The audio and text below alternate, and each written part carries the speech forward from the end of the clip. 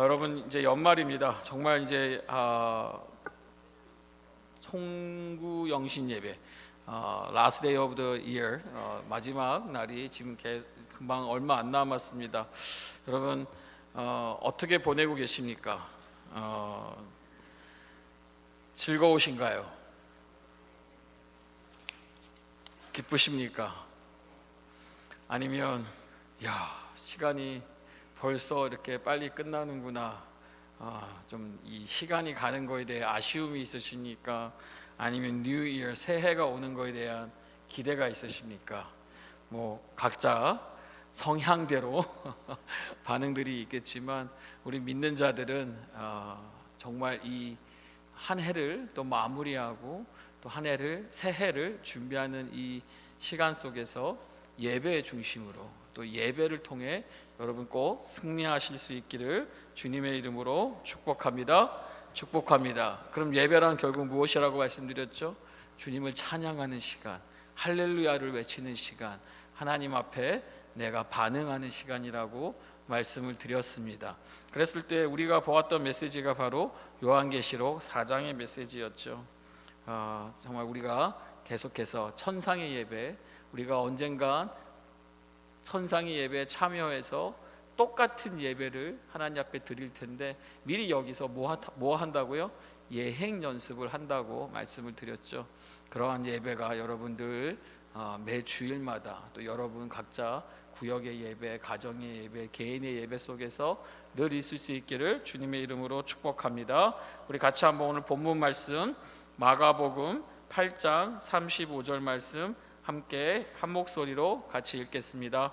누구든지 자기 목숨을 구원하고자 하면 잃을 것이요 누구든지 나와 복음을 위하여 자기 목숨을 잃으면 구원하리라. 아멘. 잠깐 기도하겠습니다. 하나님 감사합니다. 오늘도 주님 앞에 예배 드릴 수 있는 이 은혜를 주심에 감사를 드립니다. 하나님, 우린 예배가 없으면 하나님 앞에 나와 기도하며 찬양하며 또 하나님의 말씀을 들으며 하나님 이 귀한 예배가 없으면 결국 그 인생이 허망한 인생이요, 떨어지는 인생이요, 멀어지는 인생이요, 정말 하나님이 앞에 가장 불쌍한 인생이 아닐까 생각을 해보게 됩니다. 그러기에 하나님 우리에게 모든 예배 드리는데 필요한 것을 주시옵소서. 건강을 주시옵소서. 환경을 주시옵소서. 또 주님 앞에 나와 뛰며 춤추며 섬기며 쓰임받으며 예배 드릴 수 있는 은혜를 더하여 주시옵소서. 우리 예배 가운데 희생, 드림의 예배가 있기를 원합니다. 주님 앞에 드릴 수 있는 기쁨으로 나오게 하여 주시고 드릴 때마다 또한 하나님의 감격과 감사가 넘치는 풍성함이 또한 그 은혜가 넘쳐나서 충만하여서 흘러보낼 수 있는 은혜를 더하여 주시옵소서. 또 오늘은 다시 한번 예배의 세 번째 포인트를 가지고 말씀을 나누고자 합니다. 주여 깨닫게 하시고 도전되어지게 하여 주시고 우리 안에 산 제물로 드리는 예배에 변화가 일어나게 하여 주시옵소서. 감사드리오며 사랑합니다. 예수 그리스도의 이름으로 기도드립니다. 아멘. 우리 첫 번째 시간에 지난 첫 주에 20일 첫 주에 예배는 어떤 예배라고 말씀드렸죠? 반응하는 것이라고 말씀드렸습니다. 어떤 반응입니까?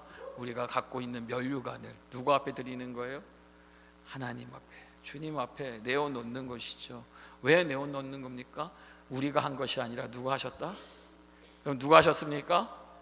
하나님이 하셨다라는 우리의 고백이라는 것이죠. 그렇게 주님 앞에 예배 드리는 모습은 늘 반응과 하나님 향한 고백이 있다라는 겁니다. 두 번째는 로마서 12장의 메시지였습니다. 무엇이었습니까? 예배에는 무엇이 있다고요? 여러분, 예배는 받는 것입니까? 드리는 것입니까? 참 우리가 이 말을 잘 사용합니다. 우리 예배 드리러 가요. 우리가 예배 받으러 가요라고 하지 않죠. 우리 예배 드리러 갑니다. 우리 말 속에 보니까 벌써 이미 우리는 의미가 뜻이 담겨 있다는 거죠. 예배는 무엇이라고요? 드림이 있어야 된다는 거. 어떤 드림입니까? 희생이라는 것이죠. 헌신이라는 것이죠. 로마서 12장의 말씀을 보니까 산 제물을 우리가 무엇이 된다고요? 저와 여러분은 무엇이 된다고요? 산 제물이 된다는 것이죠. 예전에 어느 목사님이 이런 말씀하셨어요.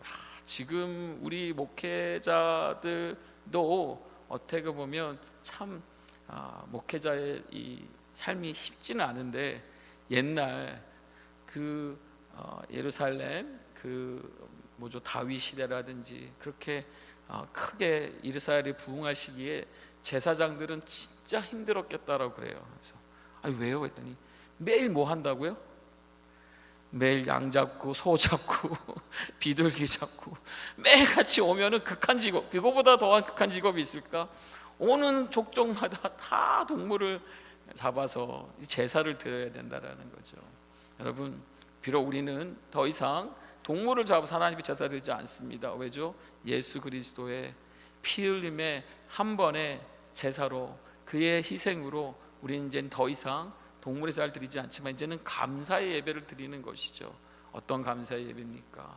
주님 앞에 나와서 우리의 삶에 구원을 주시고 은혜를 주시고 우리 삶에 또 하나님 필요한 것들을 채워주시고, 또 비록 그리 아니하실지라도 무엇이요? 우리에게 믿음을 주시고 이런 모든 환경을 주셔서 예배할 수 있다는 거 하나하나 돌아보니까 다 감사 아닙니까?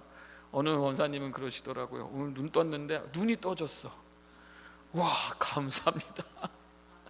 어느 집사님은 제가 화장실 갔는데 참 갑자기 저를 잡으시더니, 목사님 화장실 가시죠? 네. 그랬더니 왜요? 그랬더니 야, 목사님 화장실 갈 수 있다는 거 감사합니다. 왜? 그랬더니 제가 뭐 때문에 말을 못하겠고 뭐 때문에 화장실을 갈 수 없어 너무 고통스러웠는데, 여러분 하나하나 돌아보니까 다 주님이 주신 은혜라는 것을 내가 희생하며 헌신하며 드림으로 예배를 드려야 된다라고, 또 예배 두 번째 시간을 말씀 나누었습니다. 오늘은 예배 세 번째 시간입니다.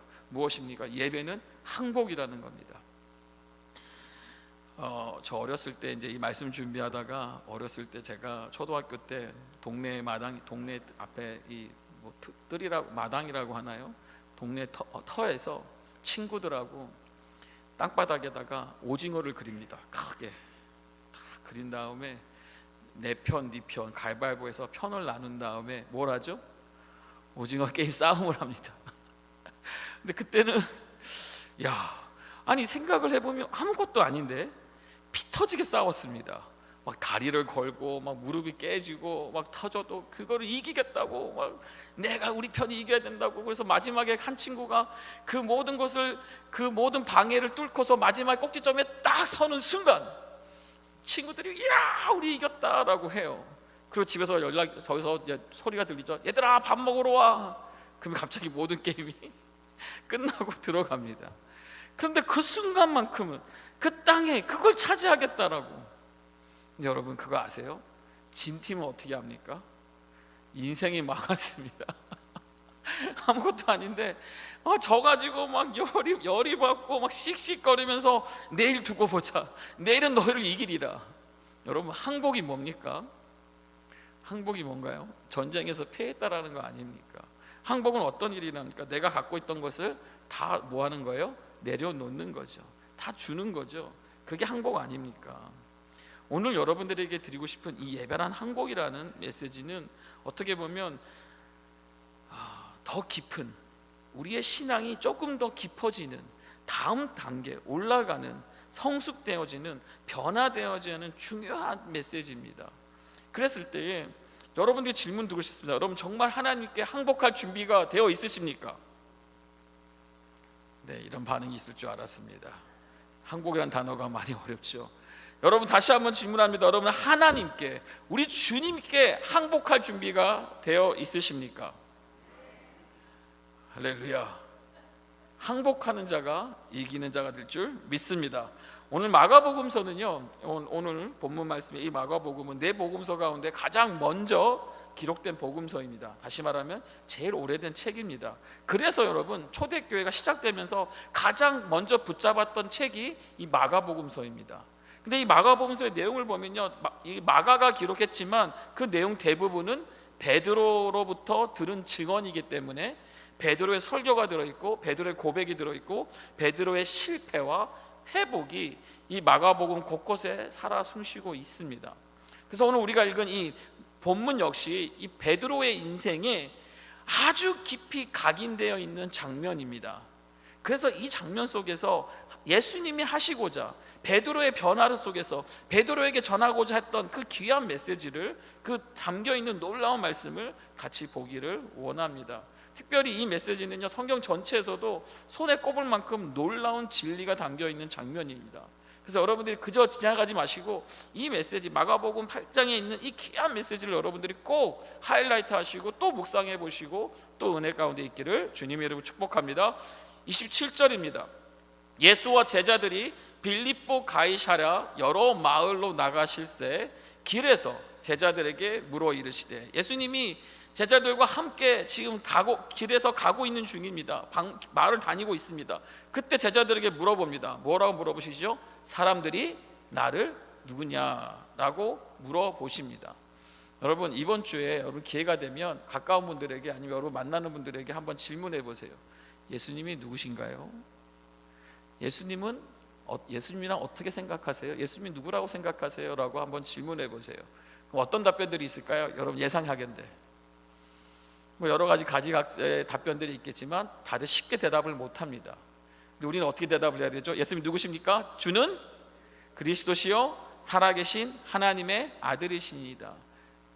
이 고백이 나와야 됐는데 저들은 지금 뭐라고 말합니까? 사람들이 나를 누구냐라고 물어보니까 28절입니다. 제자들이 여짜와 이르되, 제자들이 사람들의 여론, 사람들의 하는 말들을 듣고 말합니다. 더러 예수를 세례 요한이라 하고, 더러는 엘리야, 더러는 선지자 중에 하나이다 라고 말해요. 그러니까 예수님의 존재를 사람들은 훌륭한 사람, 위대한 인물, 영향력 있는 종교 지도자 하면서 예수님을 존경을 하면서 그 존경을 드러내지만, 그 누구도 사람들은 예수를 주인으로 인정하지 않는다라는 거예요. 왜일까요? 보십시오 여러분, 여기까지는 우린 부담이 없습니다. 여기까지는 희생이 필요하지 않습니다. 존경하고 인정하면 됩니다. 그런데 여러분, 예수님은 여기서 우리가 멈추길 원치 않는다는 거예요. 예수님은 사람들이 평가해서 이제 누구에게로 가갑니까? 제자들의 고백으로 그들에게 질문을 합니다. 마찬가지로 우리 이 자리에 앉아있는 여러분 각자 한 사람 한 사람에게도 이 질문을 하시는 겁니다. 아주 가장 중요한 질문이죠. 바로 29절 첫 말씀입니다. 또 물으시되 너희는 나를 누구라 하느냐? 나는 이 질문이라는 겁니다. 여러분, 마치 예배는요, 바로 이 질문 앞에 다시 서는 겁니다. 그리고 이 질문에 대한 우리의 대답이 늘 있어야 된다는 거예요. 그런데 이 대답에는요, 무엇이 포함되어야 되냐? 항복이, 우리의 항복됨이, 우리의 낮아짐이, 우리가 예수는 주요, 우리는 주의 종됨을 선포하는 항복이 없어서는 안 되는 대답이 있다라는 것입니다. 29절입니다. 베드로가 대답하여 이르되 주는 그리스도시니다 라고 고백을 합니다. 그리스도, 이 뜻은 무엇입니까? 하나님께서 보내신 구약에 약속된 구원자라는 뜻입니다. 또한 기름 부음 받은 자라는 것입니다. 그리고 그분이 바로 예수가 바로 그리스도라는 고백이라는 것이죠. 그래서 30절에 이에 자기의 일을 아무에게도 말하지 말라 경고하시고, 마가복음에서는요 예수님의 답변을 간단하게 말합니다. 뭐라고 말합니까? 바로 맞다. 그런데 바로 말씀하시는, 하지만 지금은 아무에게도 말하지 말라라는 겁니다. 그러면서 경고까지 하시는 거예요. 왜 경고까지 하실까요? 왜 말하지 말라고 할까요? 당시에 사람들이 생각하는 이 그리스도와 예수님이 그리스도로서 가시려는 길이 전혀 달랐기 때문이라는 것이죠. 사람들은 누구를 구하고 있었습니까? 힘이 있고 능력이 있고 또 전쟁에서 승리하고 또 해방시킬, 자신들을 해방시켜줄, 자신들의 배고픔을 챙겨줄, 자신들의 필요를 만족시키실 그리스도를 기대했다라는 거예요. 근데 예수님은 지금 제자들에게 그와 같은 그리스도가 아님을, 실체를 지금 밝히시려고 하는 것이죠. 그러니까 아무에게도 말하지 말라고 경고를 하시는 거예요. 그러면서 31절부터 본격적으로 예수님이 제자들에게 가르치기 시작하십니다. 31절입니다. 인자가 누굴 얘기하는 겁니까? 바로 구약 시대부터 예언되었던 그리스도, 그 그리스도가 이 땅에 인자로 오신다고 그러면서 당신이 인자라는 것을 설명하고 있습니다. 인자가 많은 고난을 받고 장로들과 대제사장들과 서기관들에게 버림받아 죽임을 당하고 사흘 만에 살아나야 할 것을, 그리고 말하죠. 뭐라고 말합니까? 비로소 그들에게 가르치시되. 지금 이 길을 가다가 이 상황 속에서 예수님은 특별히 목적을 가지고 지금 제자들에게 가르치시기를 원하시는데, 무엇이라고요? 내용이요? 바로 그리스도인데, 그 그리스도가 어떠한 일을 당한다고요? 첫 번째가 고난을 받을 것이고, 또 뭐요? 버림받을 것이고, 그리고요 죽임까지 당할 것이다. 그리고 한 가지 더 말씀하시죠. 그리고 나서 다시 살아날 것이다 라는 이 진리를 비로소 그들에게 가르치신다라는 거예요. 그러면은 이 문맥상 지금 주님은 특별히 목적이 있으시니까, 이 상황에서 하시고자 하시는 말씀이 있으시니까, 반드시 제자들이 알아야 되는 진리가 있으니까 지금 이렇게 설정 가운데 지금 가르치신다라는 것이죠. 그러면서 32절 보세요. 드러내놓고라고 시작합니다. 그 말은 무엇입니까? 이젠 더 이상 비밀이 아니라는 겁니다. 더 이상 이제는 감출 필요가 없다라는 겁니다. 이제는 누구에게나 드러내놓고 돌려 말하지 않고 정직하게 클리어하게 분명하게 말하겠다라는 것이죠. 그러면서 이 주님이 버림받을 것, 고난받을 것, 죽임당할 것, 다시 살아날 것을 말씀을 하셨어요. 그랬더니 누가 여러분? 베드로. 어떤 분은 이럴 때마다 베드로 형님이라고 그러세요. 왜냐하면 우리랑 너무나 성정이 달라서. 이 베드로가 예수를 붙들고 뭐 한다고요? 항변을 하는 겁니다. 아니 왜 베드로는 예수를 붙들고 항변을 하냐는 것이죠. 베드로는 도대체 어떤 생각이었을까요? 여러분 같으면, 여러분들이 주님을 3년 동안 쫓아다녔는데 주님이 갑자기 나는 고난을 받을 것이고, 나는 죽임을 당할 것이고, 버림받을 것이고, 죽임을 당할 것이고, 다시 살아날 거야. 사실 이 다시 살아난다는 메시지만 클리어하게 들려도 사실 두렵지 않은데, 이게 안 들리고 뭐가 들려요? 제일 크게? 죽임을. 아니 그리스도라고 분명히 고백했지 않습니까? 주는 그리스도십니다라고 고백했는데 구원자 대신 그리스도가 죽는다고요? 베드로 입장에서는 어떤 거예요, 여러분? 요즘 많이 쓰는 말이 있죠. 아니 주님 왜 부정적으로 생각하십니까? 긍정적으로 왜 죽습니까? 왜 죽는 걸 얘기를 합니까? 잘 될 거, 앞으로 좋은 일이 일어날 거, 기대되는 소망의 메시지를 말씀해야 되죠.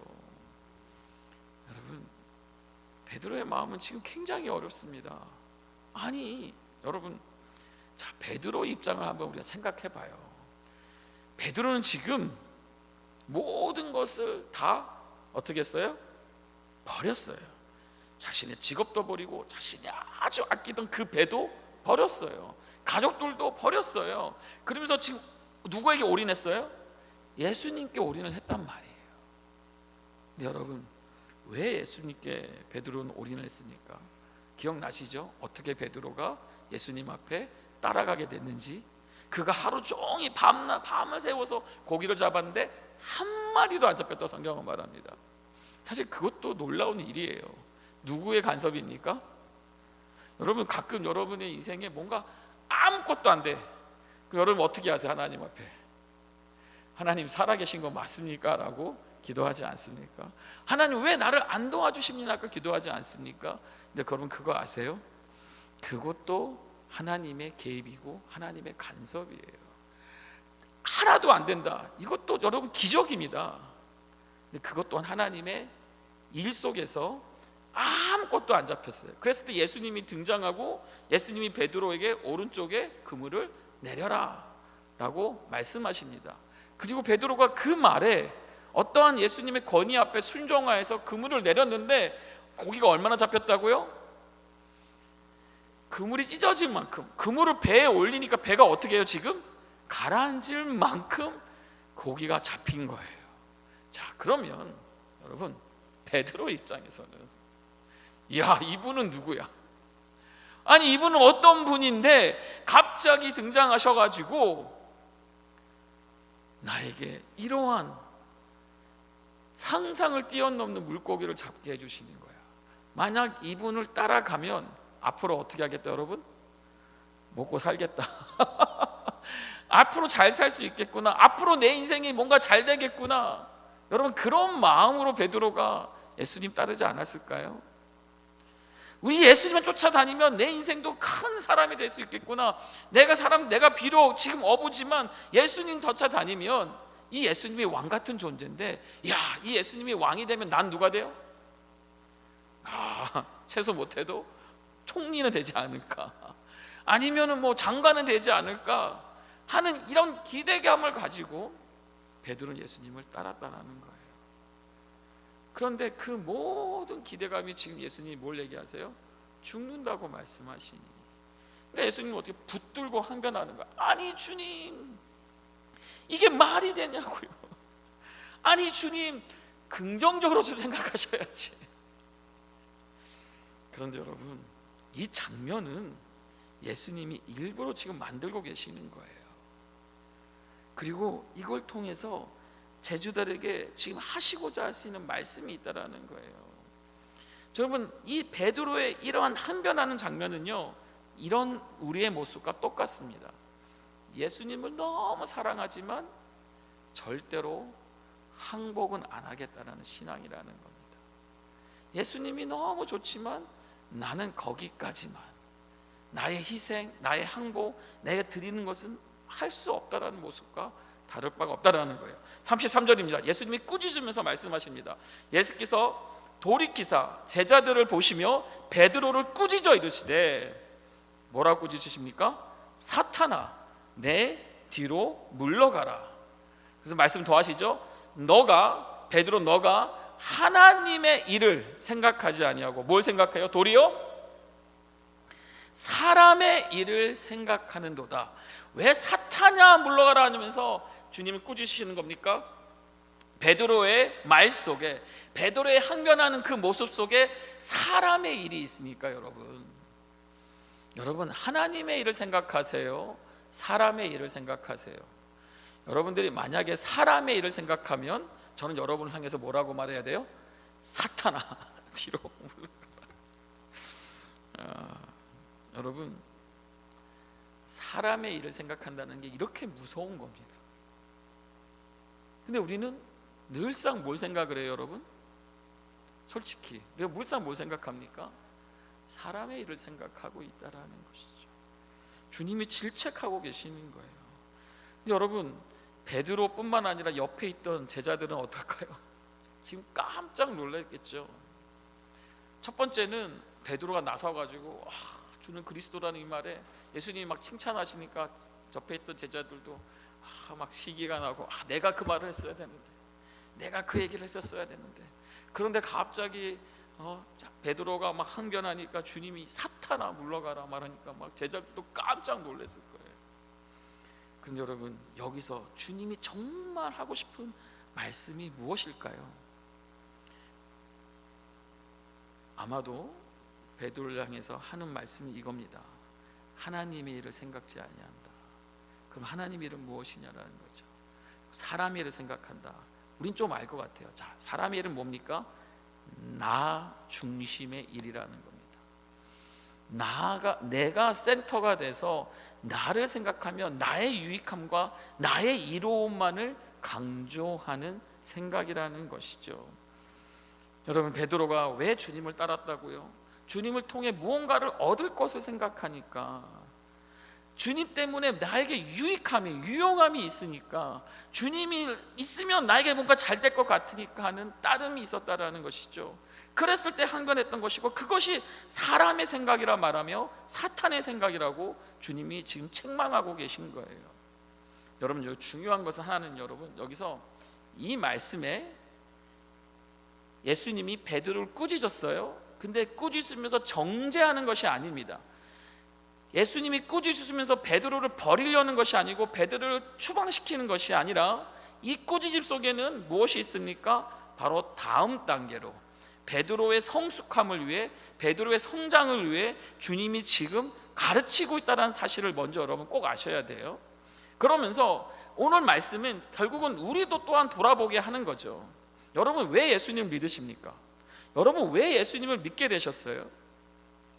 어떤 분들은 그러죠. 목사님, 제가 믿게 된 게 제가 병 때문에, 정말 이 치료되지 않는, 아무도 도와주지 않는, 아무도 해결할 수 없는 이 병이 정말 기도하는 가운데 하나님께서 고쳐주셔서 내가 예수님을 믿게 되었습니다.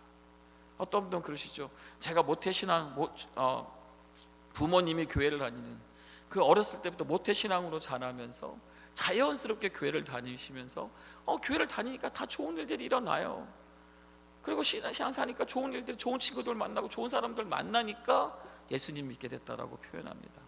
또 어떤 분들은 문제가, 자녀의 문제, 또 뭐 관계의 문제, 사업의 문제, 비즈니스의 문제 막 이랬었는데 누가 도와주셨다고요?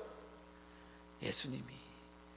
또 예를 들면 어떤 분들은 저는 오히려 불교 신자였습니다.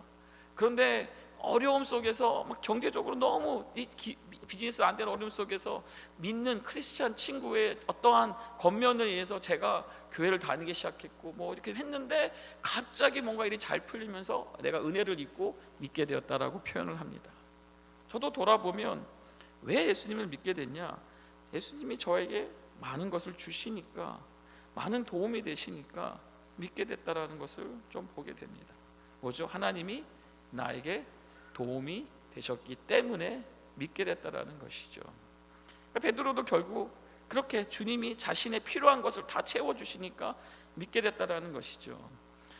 여러분, 우리는요 예수님을 따릅니다. 구원은 값없이 주어지고 죄사함의 은혜를 받았습니다. 우리는 하나님을 따릅니다. 왜냐하면 하나님이 우리에게 어떤 존재니까? 도움을 주시는 유용한 존재니까.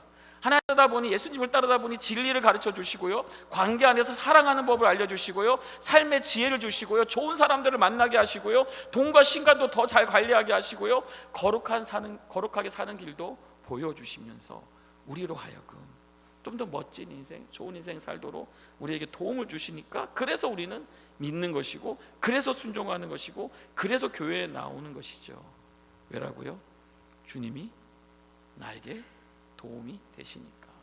여러분, 성령님도 성경을 보면 어떤 분이라고 설명하고 있습니까? 보혜사, 돕는 분이라고 설명하고 있습니다. 그래서 우리에게 실제적인 도움을 주십니다. 근데 여기까지는 너무 자연스러워요. 아무 문제가 없어요. 하지만 예수님은 베드로에게 이제 이렇게 뭘 말씀하시는 거예요? 베드로야, 이제는 그 수준을 넘어서야 한다라는 거예요. 베드로야, 너의 지금 그 생각은 사탄이 주는 생각이다.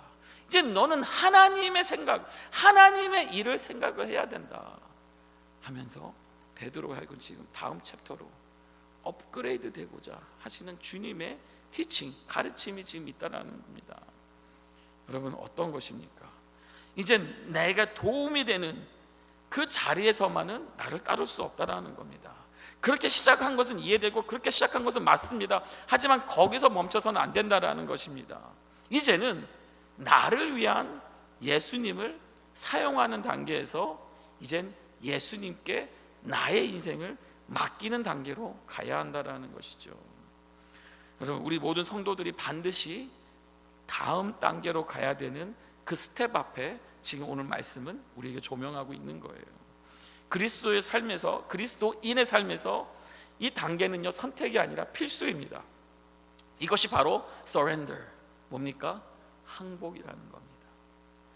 예수님은 이 중요한 말씀을 제자들만 아니라, 잘 말씀을 보시면 무리 전체를 불러놓고 이제 가르치시기 시작합니다. 34절입니다. 무리와 제자들을 불러 이르시되. 자, 이젠 제자들만 아니라 누구까지 있어요? 무리까지 있어요. 그러니까 이 세팅을 잘 보십시오. 지금 많은 무리 속에서 다시 주님은 설명하시면서 가르치고 계세요. 뭐라고 가르치십니까? 누구든지, 이 무리 속에서 누구든지입니다, 여러분. 왜 이 말이 너무 중요하냐면, 우린 자꾸 어디로 보냐면 특별한 사람만 주님을 따른다 생각을 해요. 특별한 사람만 주님이 모든 것을 맡기고 산다고 생각을 해요. 특별한 사람, 뭐 예를 들면 목사님이나 선교사님이나 아니면 뭐 신앙이 너무 좋은 그런 분만, 이제 나는 안 그래도 돼. 나는 그냥 예수님께 도움만 받는, 예수님이 도움만 구하는 사람으로 된다라는 우리의 착각이 있기 때문에 주님은 지금 무리 속에서 다시 한번 강조하시는 거예요. 누구든지 나를 따라오려거든 자기를 어떻게 하라고요? 자기를 어떻게 하라고요, 여러분? 부인하고 자기 십자가를 지고 나를 따를 것이니라 라고 말씀하시는 거예요. 여러분, 이런 말씀을 들을 때 여러분 마음이 어떠십니까? 막 주 안에서 이렇게 막 익사이팅 되십니까? 아니면 아유, 힘들다. 아니 왜 이렇게 어려운 얘기를 하시는 겁니까? 어떤 분은 아까처럼 네게티브하게 들릴 수 있어요. 왜 꼭 죽어야 됩니까? 왜 꼭 나를 부인해야 됩니까? 왜 자꾸 십자가를 지라고 말씀하십니까? 이렇게 들릴 수 있어요. 주님 하신 말씀이 뭡니까? 주님도 지금 나는 이제 죽으러 간다라는 겁니다. 그러면서 너희도, 이 무리 속에 있는 이 무리들에게 너희도 그 너희의 십자가를 지고 너 자신을 부인하며 나를 따라와야 한다라고 말하는 거예요. 이건 이거예요. 이제 너 자신에게는 뭘 하라고요? 노하고 이제는 예수, 하나님에게는 예스 하라는 겁니다. 이제 더 이상 너 자신을 위해 사는 것을 기대하지 말라는 겁니다. 그 자리에는 상급이 없다라는 거예요. 너는 무언가를 얻기 위해서 나를 따르는 것이 아니라 나를 신뢰하고 나를 사랑하기 때문에 나를 따라야 한다라는 주님의 가르침이라는 것이죠. 다른 어떤 것보다 너의 자신, 네 자신을 자기를 부인하라라고 말씀하시는 거예요. 이것은 막 죽음처럼 느껴지는 일입니다. 그래도 부인해야 한다라는 것입니다. 왜일까요? 왜 예수님이 이렇게까지 말씀하십니까? 여러분 한번 생각해 보십시오. 우리는 지금 어떤 시대를 살고 있습니까? 수천 년 동안 이제 이미 그리스도를 따르는 사람들은 항상 무언가를 내려놓는 길을 걸어왔습니다. 신앙은요, 얻기만 하는 길이 아니라 동시에 많은 것을 포기하는 길이었습니다. 그리고 우리가 내려놓아야 할 이유는 바로 이 부활의 의미를 알기 때문이라는 겁니다. 하나님과 동등하심을 예수님께서는 취하지 아니하시고 자기 자리를 붙들고 계시지 않으셨어요. 그는 그 자리를 내려오시고 종의 모습으로 오셨고 십자가에서 죽으셨습니다. 그 결과가 뭡니까? 바로 우리 모두가 죄로부터 용서함을 받았다라는 것이죠. 구원함을 받았다라는 것이죠. 예수님은 자신의 위치를 포기하셨고 자신의 권리를 다 내려놓으셨습니다. 그리고 이제 우리가 주님께 또한 surrender, 항복할 때 우리가 그 진리 안에서 살게 된다라는 것이에요. 여러분, 우리는 너무나 자연스럽게 또 본능적으로, 너무나 본능적으로 누구 중심으로 사는 존재예요? 나 중심으로 사는 존재입니다. 이게 저는 참 어린아이를 이렇게 관찰해 보면 정말 놀랍습니다. 다른 분들은 어린아이들이 막 천사 같다는데 어린아이만큼 악마 철저히 자기밖에 모르는, 왜죠? 배고프면 어떻게 해버리죠? 아! 하고 울어버리죠. 엄마 젖을 물었는데 젖이 안 나오면 어떻게 하죠? 확 깨물어버리죠. 왜요? 철저히 인간의 본연적인 모습이 뭐라고요? 나 중심, 나 중심으로 살고 있기 때문이라는 거죠. 그랬을 때 여러분, 예수님은 말씀하시는 거예요. 뭐라고요? You must deny yourself. 너 자신을 부인하라는 겁니다. 너 자신에게 노하고 자기 십자가를 지라고 말씀하시는 거예요. 자, 여러분, 지금 말고 그 당시 세팅에서 주님이 자, 너희는 너의 십자가를 져라, 이 이미지가 그들은 어떻게 다가올까요? 우리는 사실 더 이상 십자가의 처형을 보지 않습니다. 하지만 당시에는 십자가의 처형이 늘 있었습니다. 그래서 십자가를 지라는 말은 뭐예요? 십자가 위에서 죽어야 된다라는 거예요. 그리고 다시 돌아올 수 없다라는 거예요. 지금 강력한 이미지로 주님은 지금 말씀하시는 거예요. 그러면서 여러분, 많은 사람들이 이 무리 속에서 어떤 생각을 했을까요? 다들 막 익사하면서 알겠습니다 주님, 우리가 그렇게 십자가를 지겠습니다 라는 사람이 과연 몇 명이나 있었을까? 아마 많은 무리들이 물러서고 이건 아닙니다, 이건 내가 원했던 예수님 아니에요, 내가 원했던 그리스도는 아니에요, 이건 아니죠 주님 하면서 아마 물러서지 않았을까요? 제가 말씀 묵상하다가 아마도, 이건 제 해석이지만, 가룟 유다가 이 상황에서 예수님의 이 말에 가룟 유다도 엄청난 실망을 하지 않았을까? 아니, 자기가 왜 따라왔는데 죽으러 간다고? 그리스도가 예수님의 이 가르침을 받아들이고 그 가르침 앞에 내가 순종하고 내가 항복하는 게 아니라 거기까지라는 거예요. 그러니까 그 사탄이 그 마음에 심어졌습니다. 그리고 결국 예수를 어떻게 합니까? 팔아 버리게 되죠. 사랑하는 여러분, 우리는요 이 말씀을 보시면 예수님이 한 사람 한 사람을 붙들고 얘기하지 않으세요. 무리 속에서 얘기하시면 선포하시는 거예요. 왜죠? 누군가는 진짜 제자의 길을 갈 거라는 겁니다.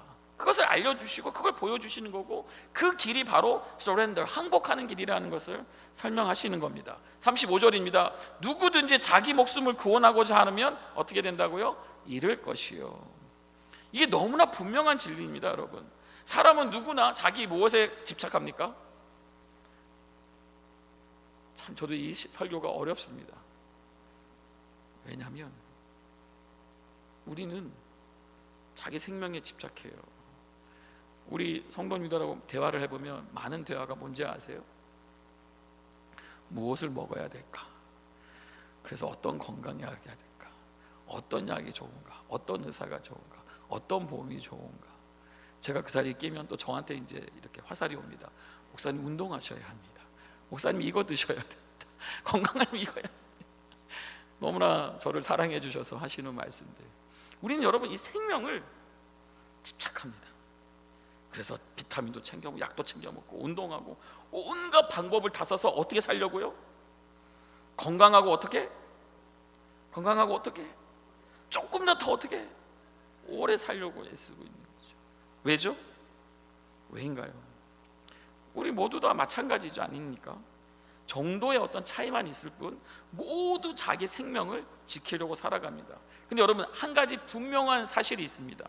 아무리 우리가 애써도, 아무리 우리가 준비해도 우리는 모두 결국 무엇을요? 죽음을 맞이합니다. 제가 예언할게요. 여기 있는 사람 한 사람도 빠지지 않고 다 죽을 것입니다. 죄송합니다. 맞나요? 틀리나요?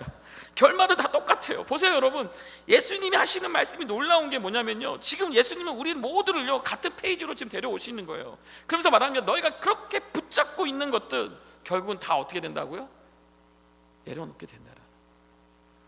결국은 다 가지고 있는 것, 지키고 싶은 것들 결국은 모두 다 잃게 된다라는 겁니다. 35절입니다. 누구든지, 대신에 누구든지 무엇을 위해? 나와 또 누구요? 복음을 위하여 못하면, 이거는 조금 큰 소리로 다 같이 말씀하시면 좋겠어요. 자, 누구든지 나와 복음을 위하여 못하면 자기 목숨을 잃으면, 반대 공식을 얘기하는 거예요. 무슨 공식입니까? 자기 목숨을 잃으면 어떠한 일이 있을 것이다? 구원하리라. 이 언어적인 의미는요, 하나님께서 구원할 것이다라는 것을 지금 예수님은 말씀하고 있는 거예요. 언제요? 자기 목숨을 잃으면. 이것이 복음이라는 겁니다. 내 자신에게 노라 말하고 자기를 부인하고 내 명성을 내려놓고 내 물질을 내려놓고 내 편안함을 내려놓고 나와 복음을 위해 기꺼이 뭐하라? 포기하라. 그러면 예수님이, 하나님이 구원할 것이라는 겁니다. 그러면 참된 생명을 얻게 될 것이라는 것이죠. 무엇을 붙잡든 무엇을 지키려고 애쓰든 결국 그것은 완전히 지킬 수도, 완전히 영원히 유지할 수도 없다라는 거예요. 예수님의 약속은 무엇입니까? 구원하리라. 진짜 생명을 얻게 된 것이다라는 것이죠. 여러분, 그래서 바로 이 예배는요, 바로 이 선택의 자리입니다. 나를 붙잡을 것인가, 아니면 나를 내려놓고 누굴 잡아요? 주님을 붙잡을 것인가. 나를 부인하고 십자가를 붙잡을 것인가. 예배는 와서 감상하고 관찰하고 구경하는 것이 아니라 바로 surrender, 하나님 앞에 항복의 고백을 하는 시간이라는 겁니다. 36절 말씀입니다. 사람이 만일 무엇을요? 온 천하를 얻고도, 이 질문은 무엇입니까? 내가 완벽함을, 여러분이 정말 완벽한 삶을 산다고 하세요. 모든 사람이 부러워하는 삶을 산다고 해요. 바닷가 위에 큰 집을 짓고, 짓는 거, 진짜 내가 디자인한 겁니다 하면서 집을 짓고, 배가 요트를 갖고, 막 사람들이 원하는 것을 다 얻어요. 그리고 뭐 좋은 거, 은행 계좌는 세이빙 어카운트에는 막 숫자가 그냥 00000이 생각만 해도 막 사람들이 부러워하는 막 가정이에요. 막 자녀들이 너무 잘 되고 모든 것을 가졌다고 해보세요. 그런데 내 목숨을, 여러분들의 영혼을 잃어버린다면 그게 무슨 의미가 있냐라는 것이죠. 여러분, 이 질문 앞에서는요, 아무도 쉽게 대답할 수 없습니다. 여러분, 무엇과 영혼을 바꿀 수 있겠습니까? 여러분들의 집입니까? 차입니까? 건강입니까? 커리어입니까? 명성입니까? 자녀입니까? 무엇을 여러분 영원한 영혼과 바꿀 수 있냐라는 거죠. 아무것도 없습니다. 그래서 사람들이 자기를 부인하고 십자가를 지라는 말씀을 들으면요, 본능적으로 사람들은 모든 걸 포기하라는 거예요. 목사님 왜 저런 설교하시는 거예요? 예수님은 왜 저런 말씀을 하시는 거예요? 다 내려놓으라는 거예요. 그때 예수님은 다시 이렇게 되묻는 거예요. 어떤 되물은 기도입니까? Why would you hold on to something you are going to lose anyway? 어차피 언젠가는 잃어버릴 것을 왜 그렇게 꼭 붙잡고 있냐라는 거예요. You are going to lose it. 지킬 수도 없는 거, 지키려고 해도 지킬 수 없는 거, 그것 때문에 왜 그렇게 두려워하냐는 것이죠. 더 깊이 이렇게 물으십니다. 왜 지킬 수 없는 것을 붙잡기 위해 너의 영혼을 팔아가며 희생하냐라는 것이죠. 예수님의 핵심 포인트는 무엇입니까? 용감한 결단을 내리라는 것입니다. 내가 지킬 수 없는 것을 내려놓고 포기하라는 겁니다. 왜죠? To gain. 그래서 얻기 위해서라는 겁니다. 절대 잃어버릴 수 없는 것을 얻기 위해서는 바로 surrender, 항복을 하라는 것입니다. 여러분, 절대로 우리 주님은 우리 속이지 않으십니다. 이 말씀을 들을 때 포기하는 것이 손해처럼 느껴질 수 있습니다. 내려놓는 순간 잃어버릴 것처럼 느껴질 수 있습니다. 하지만 주님은 단 한마디를 우리에게 요구하고 계시는 거예요. 뭡니까? Trust me. 나를 신뢰하라는 겁니다. 나를 믿으라는 겁니다. 이 예배는요, 신뢰의 고백입니다. 예배는 항복이지만 가장 안전한 선택이라는 겁니다. 그리고 그 항복의 자리에서 주님은 잃을 수 없는 생명을 우리에게 주신다라는 것이에요. 저도 저희 삶을 돌아보면서 이런 고민할 때가 있었습니다. 여러분, 혹시 여러분 자녀들이 너무 공부를 열심히 잘하고 있어요. 근데 갑자기 자녀가 어머니, 아버지, 저 신학교 가겠습니다. 여러분 어떻게 반응하실 거예요? 할렐루야! 그래, 내가 너 신학교 간다면 내가 너를 최선을 다해 서포트를 할게. 우리 이성준 집사님 이제 갈렙 형제가 이제 대학교 들어갔는데 신학교를 가겠다고 해요. 그럼 어떻게 할 거예요? 한번 따릅시다. 할렐루야. 제가 갈렙을 1대1로서 한번 상담을 좀 할게요.